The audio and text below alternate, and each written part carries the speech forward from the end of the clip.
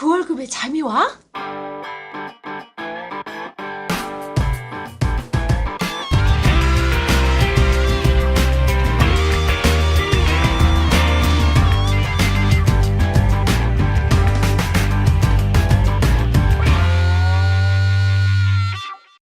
그 월급의 잠이와는 월급이 전부인 2천만 월급쟁이들의 불면증을 해소하는 방송입니다.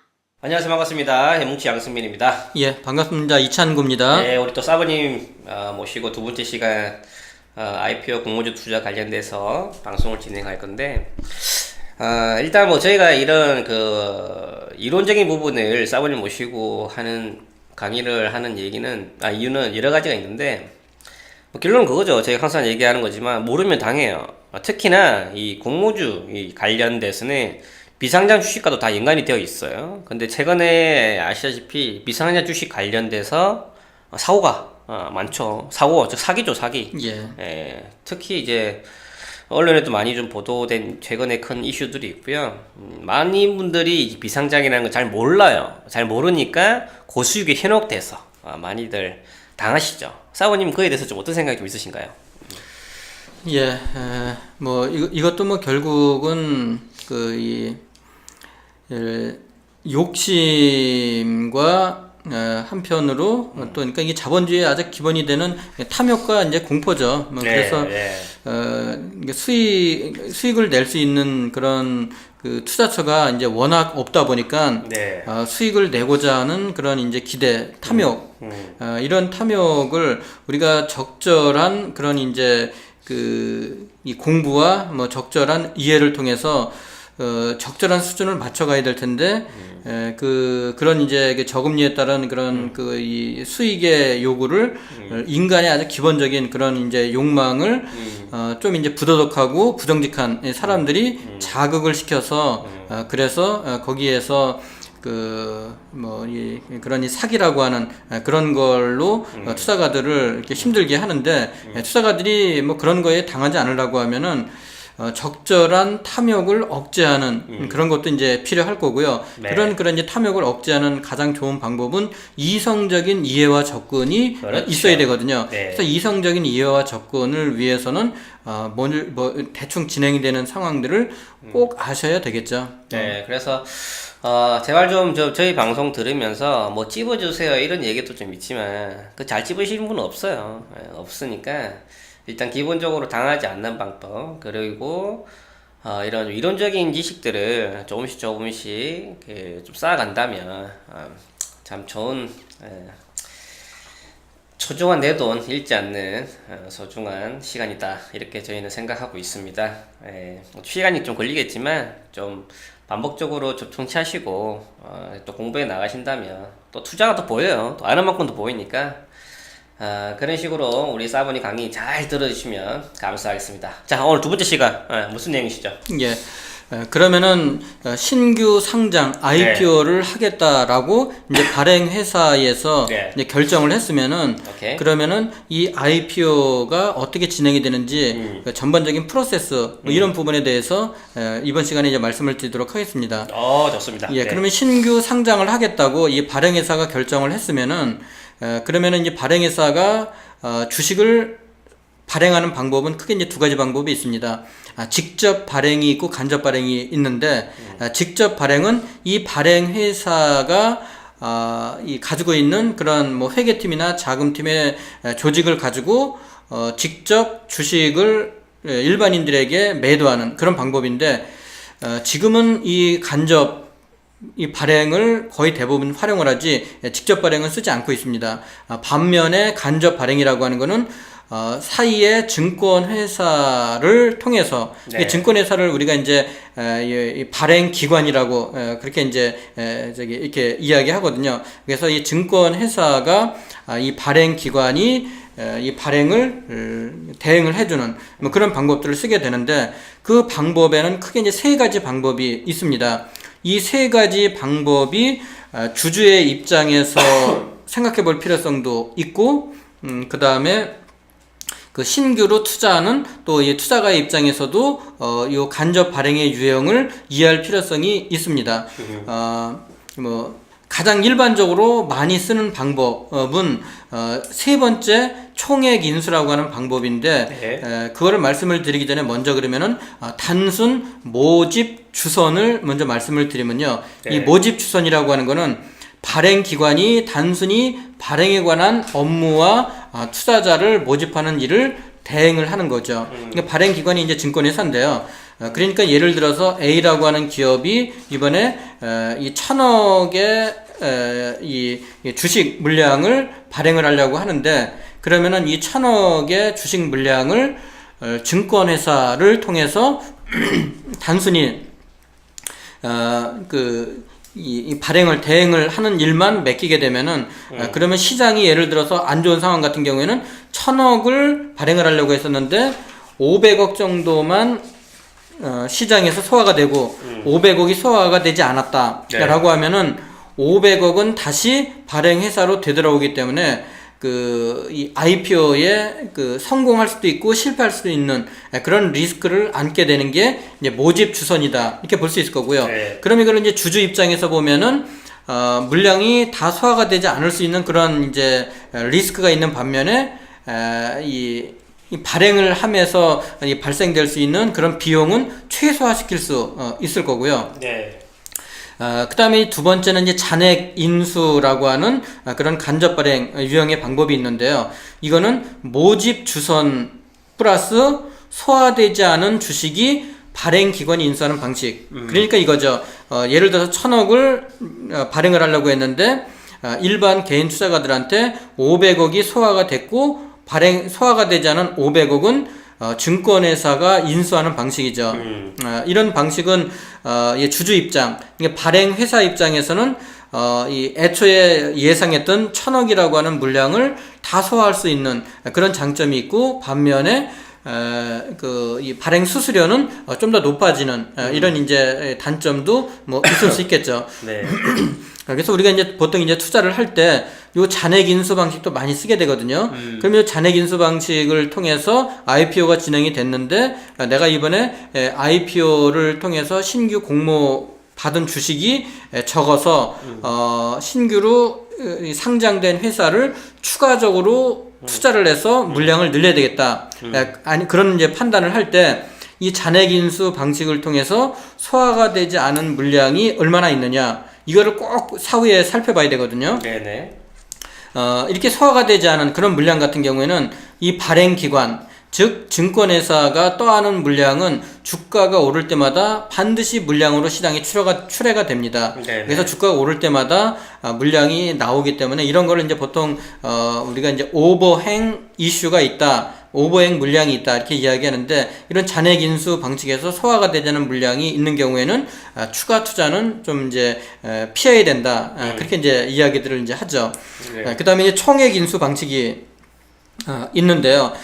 이번에 삼성 바이오로직스의 상장 같은 경우에도 총액 인수 방식이었었는데요. 이 총액 인수 방식은 상장 주관사가 인수기관을 꾸려요. 인수기관을 꾸려서, 그러니까 이번에 이제 삼성 바이오로직스 같은 경우에는 상장 주관사가 한국투자증권이었는데 한국투자증권이 추가로 5개의 증권 회사를 모았거든요. 그래서 총 6개가 인수기관이 이 발행하려고 하는 그 회사의 주식을 통째로 사버려요.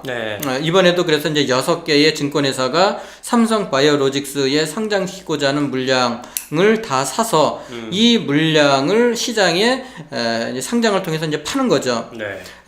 그래서 이게 파는 거가 잔액 인수 방식처럼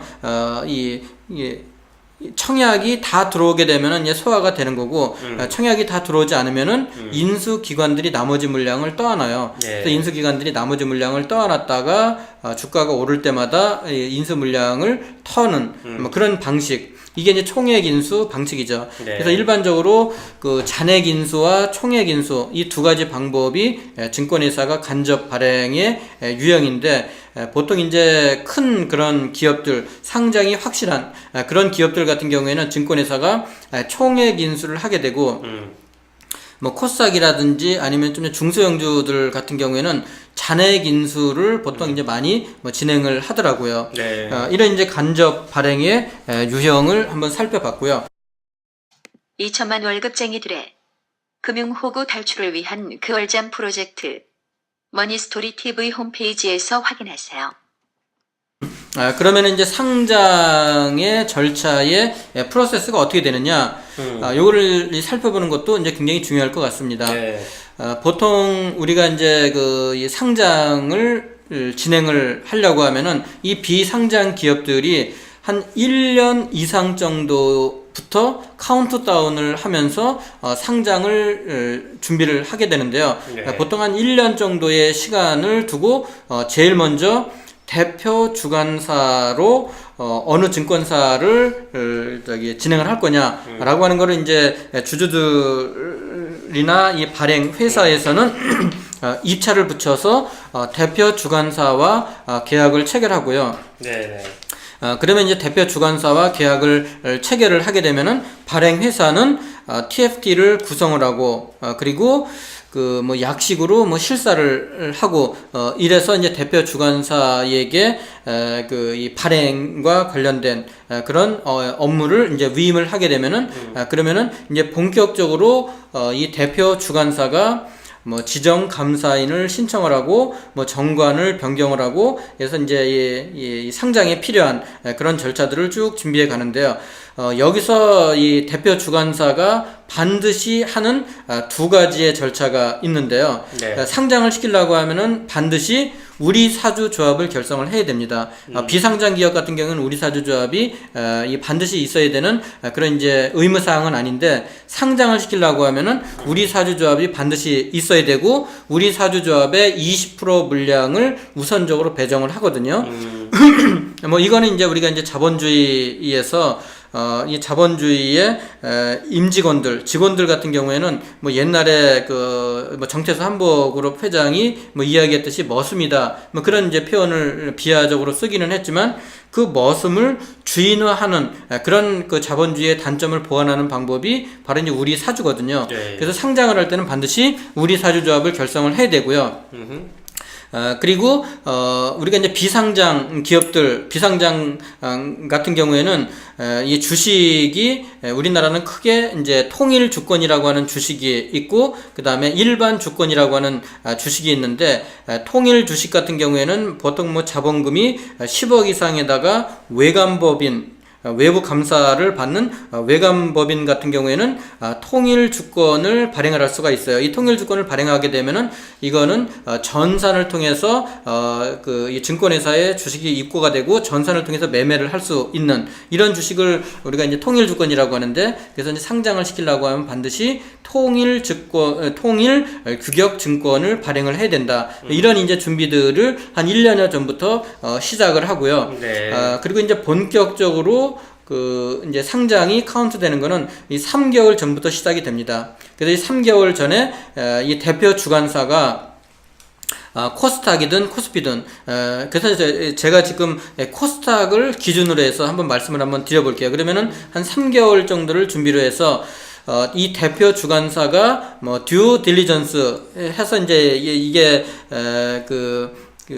이제 듀 딜리전스라고 하는 게 이제 우리나라 말로 이제 표현을 하면은 이 대표 주관사가 발행하려고 하는 회사의 선관 의무, 그러니까 일반적인 주주들에 대한 선관 의무를 다하는, 그게 이제 출발점이 이제 되는데요.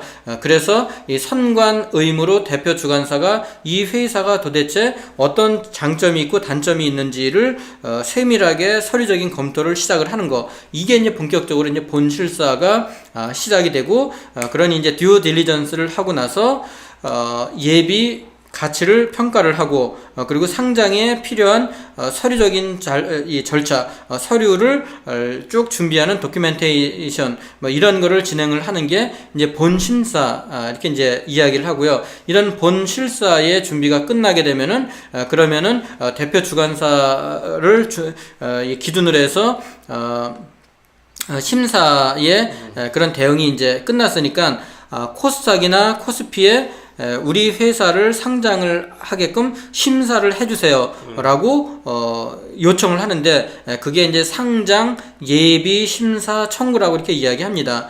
그걸 보통 이제 상장 45일 전에 신청을 하게 되거든요. 네. 그래서 상장 예비 심사 청구, 여기에는 정성적이고 정량적으로 충족시켜줘야 될 그런 이제 조건들이 있는데, 그런 조건들을 코스닥이나 코스피에서 쭉 심사를 해서 상장 심사위원회에서 최종적으로 이 결과를 통보를 받는데, 보통 우리나라의 코스닥과 코스피에는 합쳐서 뭐 한 1900 1900여 개 정도 되는 그런 코스닥과 코스피에 상장되어 있는 회사가 있고, 보통 상장 예비 심사를 연간 뭐 한 7, 80개 정도 되는 기업들이 상장 예비 심사를 청구를 하고요. 네. 그 중에서 약 한 20여 개 정도 되는 회사들이 최종적으로 상장 예비 심사를 통과를 하게 됩니다. 네. 그럼 상장 예비 심사를 통과한 기업 한 20여 개 기업들이 매년 코스닥이나 코스피에 상장이 진행이 되는 거죠. 이렇게 이제 상장 예비 심사를 통보를 받게 되면은, 그러면은 이제 기업들이 최종적으로 이제 상장의 문턱을 넘었으니까 기관 투자가들을 통해서 홍보 활동을 하는 IR을 진행을 하게 됩니다. 네. 그래서 이 IR을 진행을 해서 이 기관 투자가들을 대상으로 해서 최종적으로 이 회사에 상장시켰을 때의 공모 가격을 얼마로 받을 거냐라고 네. 하는 거를, 공모 가격을 이런 이제 IR 이후에 수요 예측과 공모 가격을 확정을 짓고, 그리고 이게 확정된 공모 가격을 가지고 일반 개인 투자가들을 청약을 받고, 이 청약 받은 거에 따라서 청약 경쟁률이 뭐 50대 1이냐 100대 1이냐에 따라서 물량을 배정을 받고, 물량 배정받은 거를 가지고 신규로 상장을 해서, 그래서 최종적으로 매매하는 이런 절차가 이제 진행이 되는 거, 이게 이제 상장의 절차 흐름도라고 이렇게 볼 수 있겠습니다. 네. 좀 더 이제 상세하고 자세한 내용은 제가 다음 시간에 다시 한번 말씀을 드리도록 하겠습니다. 네, 감사합니다.